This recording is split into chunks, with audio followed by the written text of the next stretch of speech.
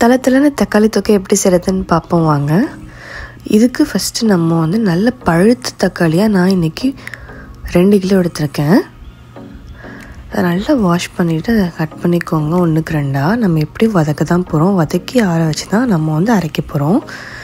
பூண்டு வந்து ஒரு 10 பல் இந்த மாதிரி பொடிசாக நறுக்கிக்கோங்க. அப்புறம் மீதி இருக்கிற ஒரு 20 பல் பூண்டு வந்துட்டு கொஞ்சம் ஒரு நெல்லிக்காய் சைஸ் புளியோட ஒரு 2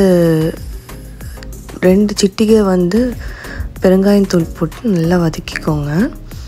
இதுக்கு ஒரு பொடி நம்ம கடைசியாக போடுவோம். அதுக்கு 2 ஸ்பூன் கடுகு, நான் எடுத்த 2 கிலோவுக்கு 2 ஸ்பூன் கடுகு, 1 ஸ்பூன் வெந்தயம். ஸோ 1 கிலோ எடுத்திங்கன்னா 1 ஸ்பூன் கடுகு, 1/2 ஸ்பூன் வெந்தயம் சேர்த்துக்கோங்க. இது நல்லா பொன்னிறமாக வந்ததுக்கப்புறமா மிக்ஸி ஜாரில் மாற்றி ஆறினோன்னா பொடி பண்ணி வச்சுக்கோங்க. ஒரு கடையில் ஒரு 100 ml நல்லெண்ணெய் ஊற்றி, இந்த காஷ்மீரி மிளகாய் 10 நான் ஏன் எடுத்திருக்கேன்னா கலருக்காக, மற்றபடி நான் நார்மல் மிளகாத்தூள் தான் சேர்க்க போகிறேன். நம்ம நறுக்கி வச்ச எல்லா தக்காளியும் போட்டு மூடி போட்டு நல்லா அது வந்து வதங்கி தண்ணி விடணும். இதை நம்ம அரைச்ச பொடி. இது ஓரமாக இருக்கட்டும், நம்ம கடைசியாக தான் சேர்க்க போகிறோம். தக்காளியில் நார்மலாகவே தண்ணி விடும். இதுக்கப்புறம் மூட வேணாம், கொஞ்ச நேரம் அப்படியே லிட்டை ஓப்பன் பண்ணி வச்சு நல்லா அந்த தண்ணி வந்து வற்றி உங்களுக்கு வரணும். இது 1 ஸ்பூன் வெல்லம், இதுவும் கடைசியாக தான் போடுவோம், நம்ம எடுத்து வச்சுருக்கோம். பார்த்திங்களா, தக்காளியில் நிறைய தண்ணி விடுது. கொஞ்சம் இந்த மாதிரி வதங்கினதுக்கப்புறமா நம்ம ஆல்ரெடி வதக்கி வச்சுருக்க பூண்டு, புளி 2 இதில் சேர்த்துடலாம். நான் இன்றைக்கி யூஸ் பண்ணது இதயம் நல்லது தான். தினந்தோறும் வாங்கவே இதயம் இதயம், இந்த பாட்டெலாம் மறக்கவே முடியாது. ஜோதிகா மேம் வந்து அப்படியே இட்லியில் நல்லெண்ணெயை ஊற்றி அப்படியே சாப்பிடுவாங்க. இன்னமும் வந்தது ஞாபகம் வருது. நம்மளாம் 90s கிட்ஸு, அதெல்லாம் ஞாபகம் வருது. 2K கிட்ஸ்லாம் ஞாபகம் இருக்காதுன்னு நினைக்கிறேன். ஸோ நம்ம ஆறுனதுக்கப்புறமா இந்த மாதிரி அரைச்சி ஒரு பாத்திரத்தில் ஊற்றி வச்சுக்கோங்க. இப்போது ஒரு 150-200 ml நல்லெண்ணெய் ஊற்றிட்டு தாளிக்கிறதுக்கு வந்து கடுகு உளுந்து போட்டுட்டு நம்ம பொடிசாக நறுக்கி வச்சுருக்கோம்ல அந்த பூண்டு போட்டு நல்லா பொன்னிறமாக வரணும். பூண்டு அப்படி நல்லா பொரியணும். கொஞ்சம் பொரிஞ்சதுக்கப்புறமா நம்ம ஒரு கை கருவேப்பிலை தாராளமாக போடலாம், நல்லாயிருக்கும் இந்த டிஷ்க்கு. நல்லா பொன்னிறமாக இந்த மாதிரி வரணும் பாருங்கள். இப்போ நம்ம அரைச்சி வச்சுருக்க பேஸ்ட்டை போட்டுட்டு மிளகாத்தூள், உப்பு போடணும். பட் இப்போ நீங்கள் சிம்மில் வச்சுக்கோங்க. ரொம்ப பார்த்து பெரிய கரண்டியாக வச்சு கிளந்து விடுங்க. ஏன்னா இந்த பேஸ்ட்டை நம்ம ஊற்றினோடனே தகன்னு கொதிக்கும், பயங்கரமாக கையில் சுட்டுரும். அதனால் ரொம்ப கேர்ஃபுல்லாக கொஞ்சம் நவுந்துட்டு இதை போட்டு 2 கலந்து விட்டுட்டு, மிளகாத்தூள் வந்து இதுக்கு நான் 4.5 ஸ்பூன் எடுத்திருக்கேன். உப்பு 4 ஸ்பூன் போட்டிருக்கேன். அப்புறம் பத்தலைன்னா லாஸ்ட்டில் கொஞ்சம் சேர்த்துக்கலாம் அப்படின்னு சொல்லிட்டு ஒரு 4 ஸ்பூன் கலந்து ஃபஸ்ட்டு கொதிக்கட்டும் அப்படின்னு விட்டுருக்கேன். இப்போ நல்லா கலந்து விடுங்க. மிளகாத்தூள், உப்பு வந்து நல்லா அந்த தக்காளி தொக்கில் கலந்துட்டு மூடி போட்டு வச்சிடலாம். இப்போ நம்ம வந்து ஒரு மீடியமுக்கும் சிம்முக்கும் நடுவில் வச்சு மூடி போட்டு ஒரு 10 நிமிஷம் இடையிடையே 10 நிமிஷத்துக்கு ஒரு தடவை இடையிடையே லிட்டை பார்த்து மூடியை திறந்து லைட்டாக கலந்து விட்டு டப்புன்னு மூடிடுங்க. ஏன்னா ரொம்ப தெரிக்குங்க. பார்த்தீங்களா மூடியில் எப்படி தெரிச்சிருக்குன்னு. ரொம்ப கேர்ஃபுல்லாக இருக்கணும், இல்லைன்னா கையில் சூடு பயங்கரமாக பட்டுரும். அப்புறம் அது கொப்பளமே வந்துடும், அந்தளவுக்கு சுடும்.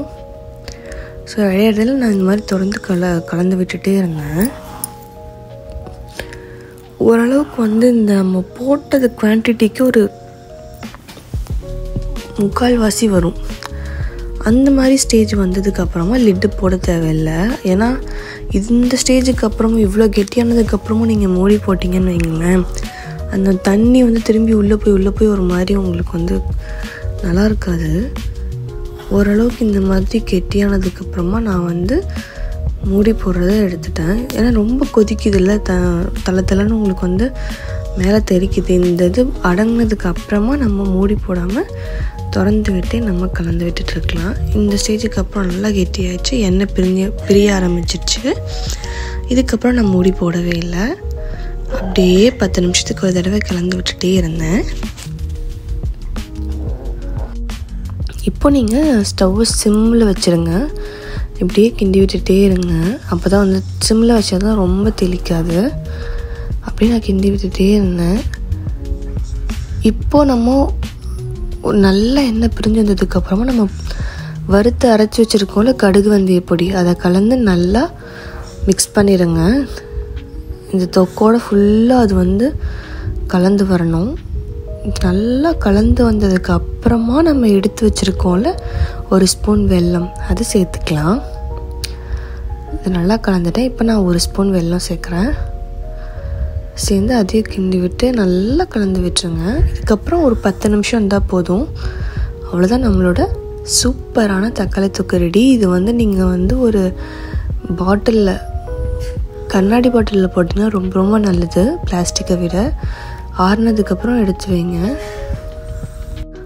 நம்மளோட தக்காளி தொக்கு சூப்பராக ரெடி ஆயிடுச்சு. இப்போ ஃபஸ்ட்டு சப்பாத்தி கூட ட்ரை பண்ணி பார்ப்போம்.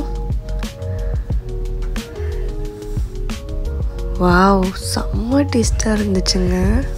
அவ்வளோ ஒரு டேஸ்ட்டாக இருந்துச்சு. நான் பாட்டுக்கு வீடியோ எடுக்கிறது மறந்து சாப்பிட்டுட்டே இருந்தேன். சரி, அடுத்து இட்லி கூட ட்ரை பண்ணலான்னு பார்த்தா அது அதை விட அல்டிமேட்டாக இருந்துச்சு. சான்ஸே இல்லை. இட்லி உள்ளே போகிறதே தெரில, அந்தளவுக்கு இருந்துச்சு தக்காளி தொக்கு. டக்குன்னு உள்ளே போயிடுச்சு. அவ்வளோ ஒரு செம்ம டேஸ்ட்டுங்க. கண்டிப்பாக ட்ரை பண்ணி நீங்கள் ஃப்ரிட்ஜில் ஸ்டோர் பண்ணி வச்சுக்கோங்க. 2 மாதம் ஆனாலும் கண்டிப்பாக கெடாது. ஏன்னா நம்ம ஃப்ரிட்ஜில் தானே வச்சுருக்கோம். அப்பப்போ நம்ம இப்போ இன்றைக்கி நீங்கள் அதை சாப்பிட போகிறீங்க அப்படின்னா அதில் ஒரு 2 ஸ்பூன் எடுத்து நீங்கள் ஒரு கிணத்துல வச்சு காலையில் வெளியே வச்சிட்டிங்கன்னா அன்றைக்கி ஃபுல்லாக நீங்கள் யூஸ் பண்ணிக்கலாம். என்னடா தக்காளி தொக்கு இப்போவே தீருதுன்னு பயம் வேறு ஒரு பக்கம். ஆனால் அது நிறைய அப்படியே சாப்பிடணும் போல தான் இருந்துச்சு. ஏன்னா அவ்வளோ டேஸ்ட்டாக இருந்துச்சு. எனக்கு ரொம்ப பிடிச்சிச்சு. அதுவும் இந்த ப்ரெக்னென்சி டைமில் இந்த புளிப்பாக இந்த இது சாப்பிடும் போது ரொம்ப டேஸ்ட்டாக இருந்துச்சு. எனக்கு ரொம்ப ரொம்ப பிடிச்சிருந்துச்சு. சப்பாத்தி உள்ளே போனதே தெரியல. அதுக்கப்புறம் சாப்பாடு ரெடி ஆகிடுச்சு. சுட சுட சாப்பாடை போட்டு தக்காளி தொக்கை போட்டு அப்படியே பிசைஞ்சு அப்படியே வாயில் வைக்கும் போது எனக்கு இப்போ கூட எச்சி ஓடுது வீடியோ எடிட் பண்ணும்போது கூட. அந்தளவுக்கு செம்ம டேஸ்ட்டாக இருந்துச்சுங்க.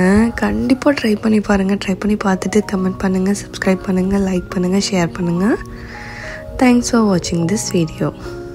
இந்த வீடியோ பார்க்குற எல்லாத்துக்கும் இனிய புத்தாண்டு நல்வாழ்த்துக்கள்.